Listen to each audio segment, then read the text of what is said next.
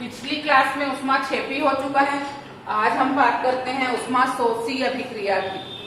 वे अभिक्रियाएं जिनके संपन्न होने पर अभिक्रिया में ऊष्मा का अवशोषण हो, उस अभिक्रिया को ऊष्माशोषी अभिक्रिया कहते हैं।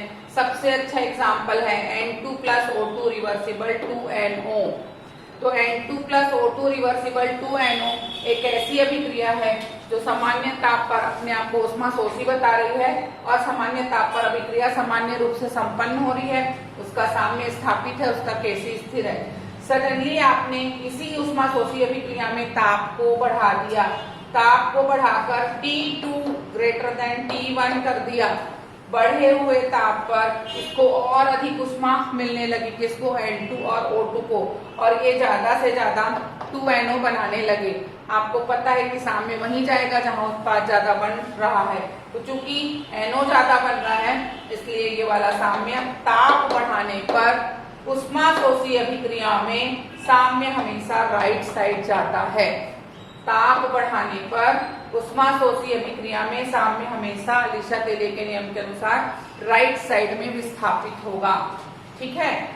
यदि हम ताप घटा रहे हैं ऊष्माशोषी क्रिया में, यदि हम ताप घटा रहे हैं अर्थात T3 < T1 कर रहे हैं, तो जो बना हुआ NO है वो वियोजित होकर N2 और O2 बनाने लगेगा ज्यादा से ज्यादा।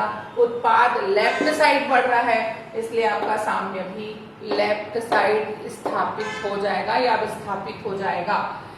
पिछली क्लास में जैसे हम ऊष्माक्षेपी और ऊष्माशोषी पढ़े हैं, जरूरी नहीं है यही अभिक्रियाएं लगेगी। अभिक्रियाएं बदल सकती है लेकिन थ्योरी नहीं बदलेगी, थ्योरी सेम चलेगी। केवल आप अभिक्रिया का बदला हुआ नाम N2O2 आया है तो उसकी जगह N2O2 लिख देंगे, H2I2 आया है तो H2I2 के लिए क्रिया को समझाएंगे। थ्योरी में कोई परिवर्तन नहीं होगा, केवल आपको अभिक्रिया ही बदलनी है। अगला प्रभाव है दाब परिवर्तन का प्रभाव। किसी भी रासायनिक अभिक्रिया में दाब परिवर्तन का प्रभाव दो प्रकार से पड़ेगा। एक तो ये पड़ेगा कि जब आप अभिक्रिया को संपन्न करा रहे हैं तो अभिक्रिया में बनने वाले अणुओं की संख्या अधिक है या उत्पाद के अणुओं की संख्या अधिक है या उत्पाद के अणुओं की संख्या कम है। यदि उत्पाद के अणुओं की संख्या अधिक है तो दाब का प्रभाव अलग तरीके से पड़ेगा, और यदि अभिकारक के अणुओं की संख्या कम है, उत्पाद के अणुओं की संख्या कम है, तो दाब का प्रभाव अलग तरीके से पड़ेगा। सबसे पहले देखते हैं दाब का प्रभाव उन अभिक्रियाओं के लिए जहां अणुओं की संख्या में वृद्धि हो रही है। देखिए PCl5 का 1 ही मोल था लेकिन टूटा तो ये दो कण बना रहे, एक PCl3 और एक Cl2, तो कणों की संख्या में या आयतन में वृद्धि हुई है। सबसे पहले दाब सामान्य था, P1 था, कोई दिक्कत नहीं थी, साम्य पूर्ण रूप से स्थापित था। अभिक्रिया साम्य अवस्था में केसी के साथ स्थिर रूप से चल रही थी, उत्क्रमणीय थी। लेकिन अब इसी अभिक्रिया का दाब बढ़ा दिया गया। इसी अभिक्रिया का, कौन सी अभिक्रिया का? जहां अणुओं की संख्या में वृद्धि हो रही है, उस अभिक्रिया का दाब P1 से बढ़ाकर P2 कर दिया गया। P2 > P1।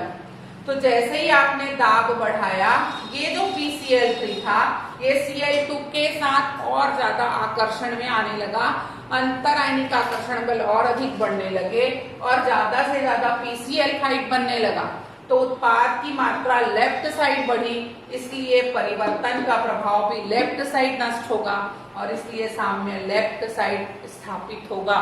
बार बार मैं एक ही चीज को रिपीट कर रही हूँ, रिएक्शन भले ही बदल जाए, थ्योरी जो मैं बता रही हूँ वो नहीं बदलेगी, वो वही रहेगी, केवल आप अभिक्रिया को बदल लीजिएगा।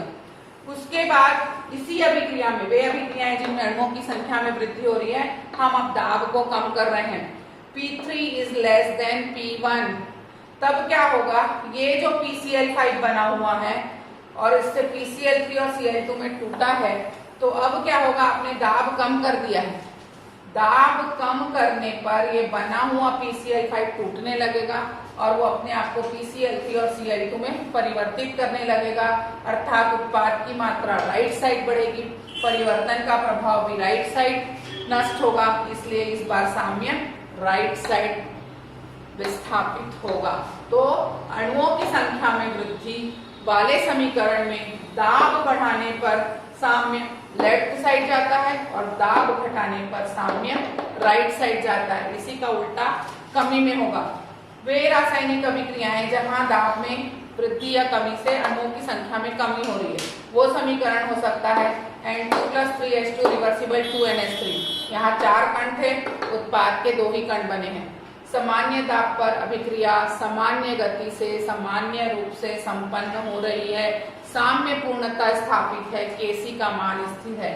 लेकिन वे अभिक्रियाएं जहां अणुओं की संख्या में कमी हो रही है, यदि दाब हम P1 से बढ़ाकर P2 कर देते हैं, P2 is greater than P1, तो क्या होगा? आपने दाब बढ़ाया तो इस N2 और इस 3H2 को मौका मिला कि इनके अणु और पास आए। जितने ज्यादा पास आएंगे उतना अंतरायनिक आकर्षण बल बढ़ेगा, उतना अधिक अमोनिया का निर्माण होगा, और जितना अधिक अमोनिया बनेगा, उत्पाद के बढ़ने की मात्रा राइट साइड बढ़ रही है तो साम्य राइट साइड विस्थापित होगा और इसी दिशा में परिवर्तन का प्रभाव नष्ट होगा। उसी के आगे वे अभिक्रियाएं जहां अणुओं की संख्या में कमी हो रही है, दाब घटाने पर देखते हैं।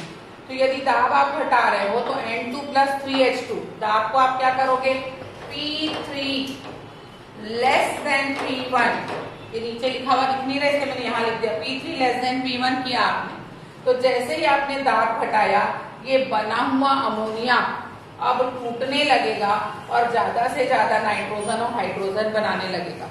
तो उत्पाद की मात्रा लेफ्ट साइड में बढ़ रही है, परिवर्तन का प्रभाव भी लेफ्ट साइड में ही खत्म हो रहा है, इसलिए साम्य भी लेफ्ट साइड विस्थापित होगा। अतः वे रासायनिक अभिक्रियाएं जिसमें अणुओं की संख्या में कमी होती है, दाब बढ़ाने पर हमेशा साम्य राइट साइड जाएगा और दाब घटाने पर हमेशा साम्य लेफ्ट साइड जाएगा। इसको पूरा कॉपी में नोट्स बनाएंगे, कंप्लीट थ्योरी लिखेंगे, इसकी कुछ बातें और बची है जिसको हम आगे पढ़ेंगे।